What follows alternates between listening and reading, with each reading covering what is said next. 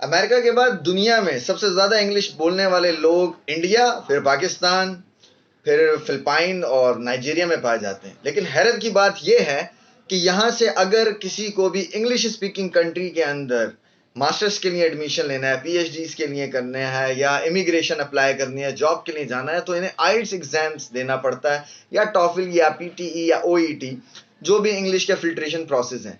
लेकिन यहां पर ये चीज समझ नहीं आती कि जहां पर इतनी ज्यादा आबादी है इंग्लिश स्पीकिंग कंट्रीज की, इंग्लिश स्पीकिंग पॉपुलेशन है, वहां पर अभी तक ऐसी कोई भी न्यू एडवांसमेंट नहीं आई कि यहां पर कुछ कॉलेजेस को एफिलिएशन दे दी जाए। जबकि ये जो चीज है, ये दुनिया में 3.5 मिलियन ईयरली लोग जो हैं वो आइल्स एग्जाम देते हैं, जिनमें से 5 लाख के करीब लोग जो हैं वो इसको यूटिलाइज करते होंगे, बाकी सिर्फ वक्त को गुजरते हुए देखते होंगे। और ये एग्जाम वैलिड भी 2-2 साल के लिए होते हैं। इससे ब्रिटिश काउंसिल कितना रेवेन्यू जनरेट करती है और उस रेवेन्यू को कहाँ लगाती है, ये भी सोचने की बात है। लगभग नाइजीरिया की रिपोर्ट के मुताबिक तकरीबन 77.1 मिलियन जो है डॉलर ईयरली जनरेट किया जाता है। ये लास्ट की रिपोर्ट है, लास्ट ईयर की रिपोर्ट है। और वक्त के साथ साथ ये फीस बढ़ती जाती है। अब इन्फ्लेशन आ चुकी है, दूसरी दीगर चीजें आ चुकी हैं। लेकिन कहने का मकसद ये है कि ब्रिटेन में खुद इतने ज्यादा लोग नहीं है जो इंग्लिश बोलते हो जितने पाकिस्तान और इंडिया में।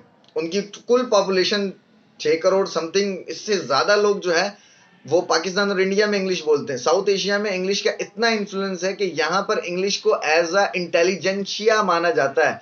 अगर आप इंग्लिश नहीं बोल सकते तो आपको आपको पढ़ा लिखा तस्वर नहीं किया जाएगा। ये लोगों की हाइप है इतना, यानी कि इंग्लिश का क्रेज है। और तो और मजे की बात यह है कि यहाँ पर ऑफिशियल लैंग्वेज जो है, यानी कि डॉक्यूमेंटेशन की जो लैंग्वेज है, वो इंग्लिश है। और यहाँ के ही कंट्री के लोग बड़े तरसते हैं कि आइल्स दे दें और हम चले जाएं मास्टर स्टडीज के लिए, ऑस्ट्रेलिया चले जाएं, कनाडा चले जाएं, इमिग्रेशन अप्लाई कर लें और ये सब चीजें कर लें। लेकिन अभी तक इतनी बड़ी पॉपुलेशन ने ये नहीं सोचा कि यार यहाँ पर इतनी बड़ी इंग्लिश स्पीकिंग तादाद है, इतने बड़े लोगों की तादाद है, हमें कुछ ना कुछ ब्रिटिश काउंसिल के साथ बात करनी चाहिए, हमारे इंस्टीट्यूशंस को एफिलिएशन मिलनी चाहिए।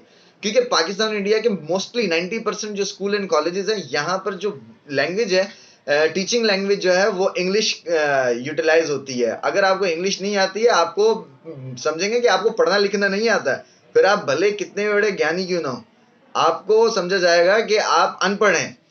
तो इस चीज के ऊपर ब्रिटिश काउंसिल को सोचना चाहिए कि वो जो कर रहे हैं पाकिस्तान और इंडिया के साथ, इस पे उनको अपनी पॉलिसीज को चेंज करना चाहिए और यहाँ की यूनिवर्सिटीज को एफिलिएशन देनी चाहिए। जो भी मेडिकल और इंजीनियरिंग यूनिवर्सिटीज हैं जहां पर इंस्टीट्यूट, क्योंकि बेसिक जो है यहाँ पर, यहाँ की अपनी कोई रिसर्च नहीं है अपनी ही लैंग्वेज के अंदर, तो जो एजुकेशन चलती है वो ब्रिटेन की लैंग्वेज में चलती है, क्योंकि ब्रिटेन ने यहाँ पर 100 साल हुकूमत की है, तो उसका असर यहाँ पर नजर आता है।